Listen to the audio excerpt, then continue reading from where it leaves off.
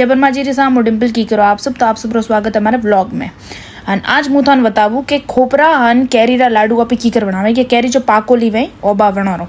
तो सबसे पहला थोड़े अगर 2 किला खोपरा ही तो वने में थोड़े 200 ग्राम घी आई जाइए। 200 ग्राम घी रे मैं थोड़े 2 किला खोपरा अच्छी तरह ती हेकड़ा बनाए। वने रे मैं थोड़े 1 किलो जाइए 1 किलो कैरी री प्यूरी नाखनी है। कैरी पीसे पिन पूरी तरह थी पाकोली एकदम अच्छी कैरी वेणी सोई जाए। वने पीसे वो नाखणु पड़े। वने थोड़े करनु पड़े एकदम अच्छी तरह थी हुआर। याद रखजो 200 ग्राम घी 2 किला खोपरा 1 किलो प्यूरी 1 किलो दूध 1 किलो खोड़ जाइए जो कि थोड़ी पीसे नोकजो तो हर दिन हुआर वही है प्री।